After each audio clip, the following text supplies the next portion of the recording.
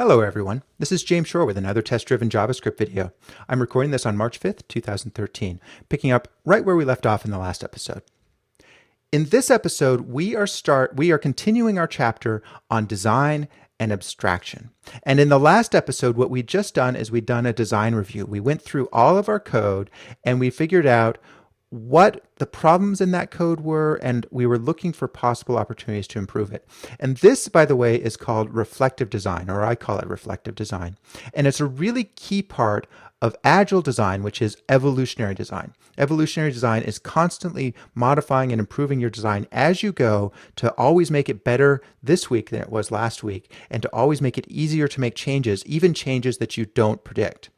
And a key part of evolutionary design, one part of that is doing it continuously. That's called continuous design. And the other part is the reflective design, looking at your existing code, figuring out what the design of that existing code is, and deciding how you're going to improve it. So that's what we did in our last episode. We looked at our existing code and decided how do we improve it. And we saw a lot of opportunities. But what I ended up deciding to do, and I haven't got any feedback on this yet, and I think I'm going to get a lot of people saying that I'm crazy. But what I decided to do was abstract jQuery into its own module. And now there's two reasons for this. First, it means that when, not if, we decide to get rid of jQuery and go with something else, or we decide or we need to upgrade or anything, then there will be exactly one place in the application where we can make that change, which will mean that will be easy to do. So that's important. That gets rid of duplication of our use of jQuery, and this is called the dry principle. Don't repeat yourself. If you see duplication, especially a duplication of a concept in your code, find a way to put it in just one place. Now, before the pragmatic programmers came up with the dry principle, Kent Beck used to talk about once and only once.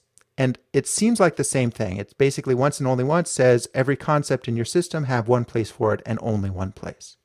But a key part of this is that just like dry says eliminate duplication, once and only once says make sure every concept that's important to your application does have something that represents that concept.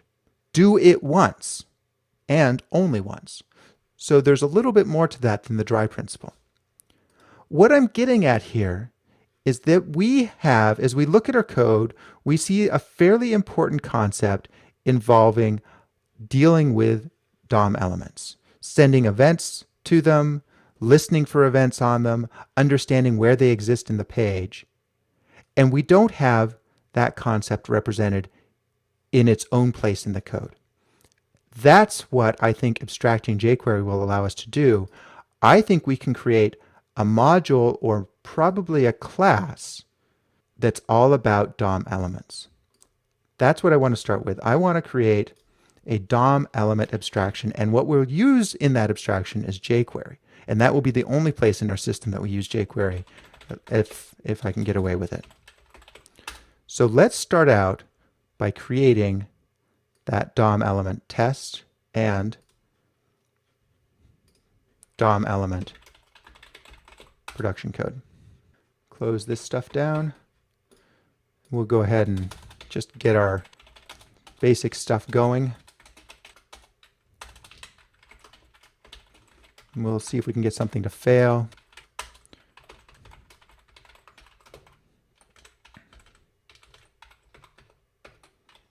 All right, let's see this fail.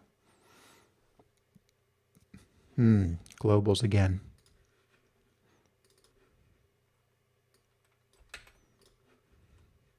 Just going to copy and paste this for now. We've got a note to resolve this in the future.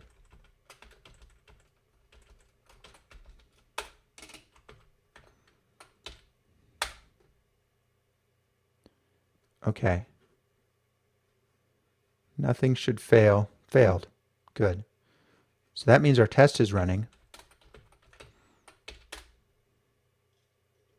Excellent.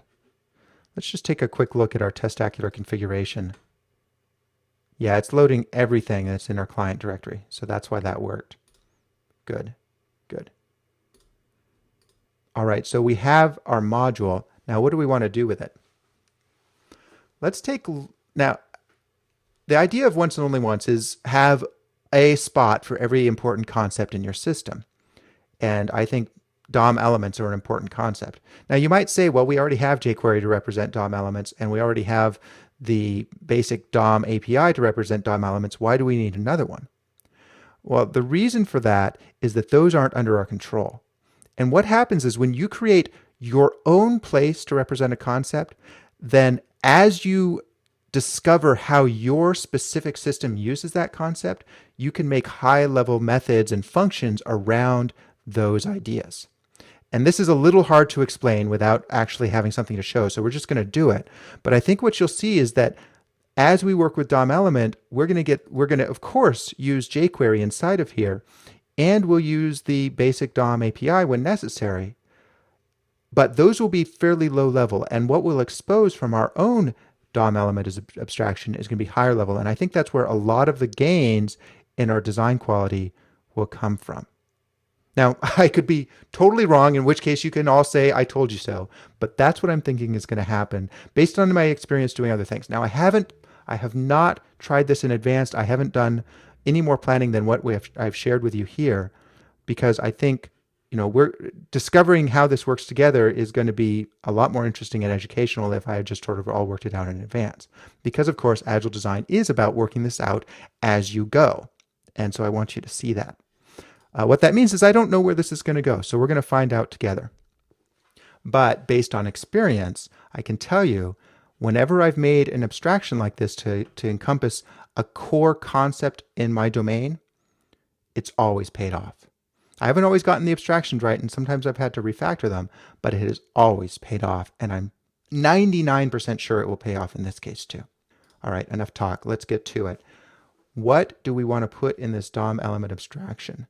What are we doing that would benefit from it? Well, one thing that we're doing, if we just look for jQuery, we might find some stuff. So I'm trying to figure out what is the first test we want to write. So we're creating an element and appending it to the drawing area. That's just sort of passing it through.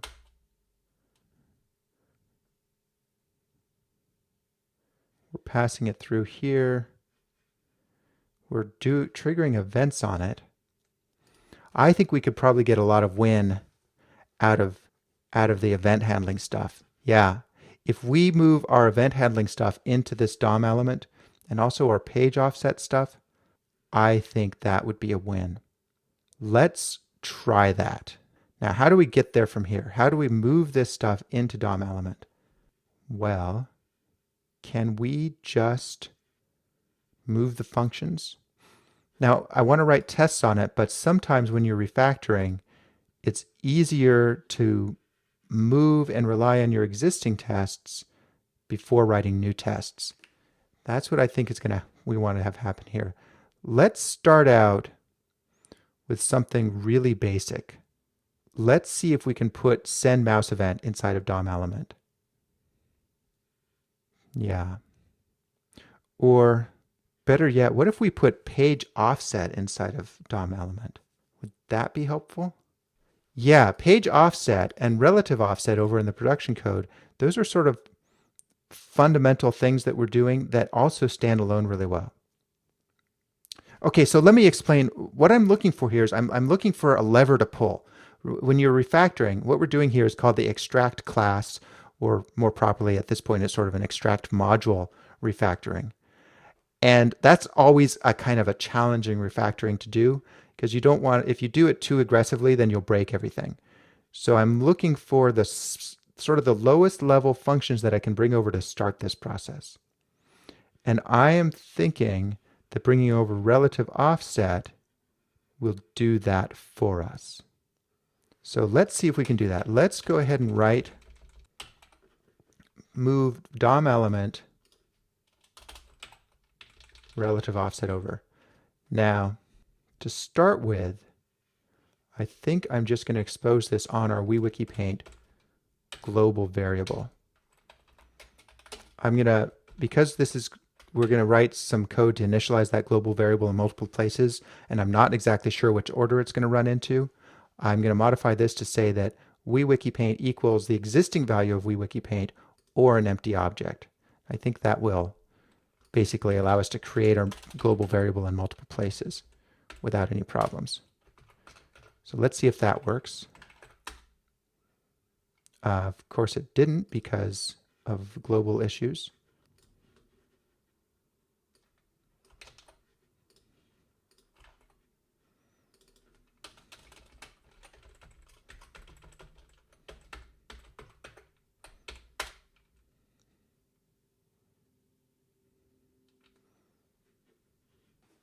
Oh, of course, we need to say that. Let's make this explicitly on the global object, which is window. Now, there are some tricks for how you can actually use the word global here, but I think this is okay for now. We're going to want to come back and do some proper module loading stuff later, but that's, I think, for a later chapter. So let's see if we can do that here as well.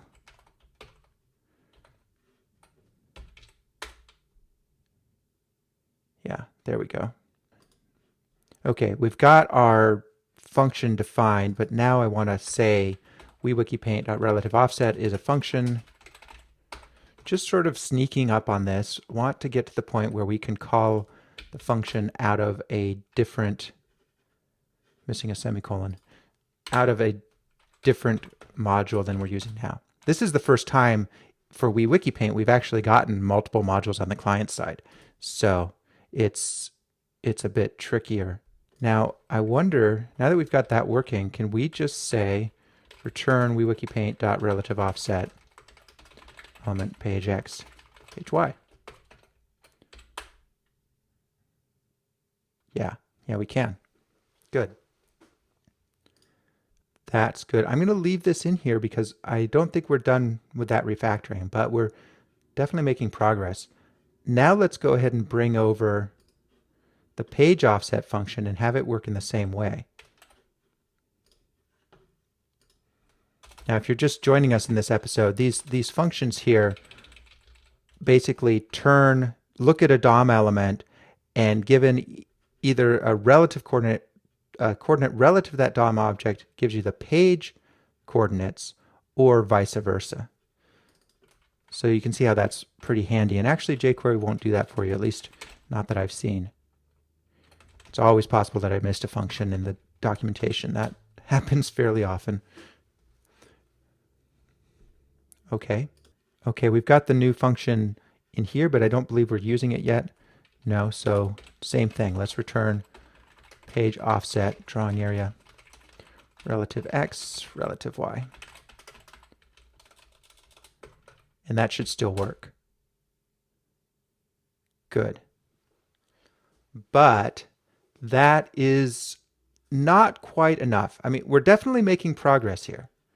We've got this concept of relative offset and page offset, but I think that we want this to actually be prototype methods on an object. Now, if you're not familiar with object-oriented programming, especially not in JavaScript, here's object-oriented programming is when you have a variable that have functions bound to that variable. So instead of saying, for example, here, instead of saying WeWikiPaint.RelativeOffset element page X, page Y, what I'd like to be able to say is return element dot offset or relative offset page X, page Y. And that's called a method rather than a function. Now, methods and objects are not appropriate for all problems, but they are really good whenever you have a collection of functions that tend to operate on the same set of data. You can encapsulate that data in an object and bind methods to operate on that data, and it just makes things simpler. You don't have to pass things in and make sure you've got everything working correctly.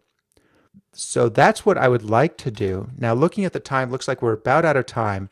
So I think we will do that next.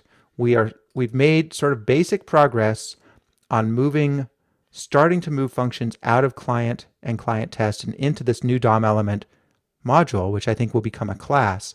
Next, I want to turn it into a class. So we've got this. We've created DOM Element and Abstraction. I want to turn that into an object and also move all uses of jQuery into this abstraction so it is isolated in one place. All right. That's what's coming up next time. Thanks for watching, everybody. I will see you then.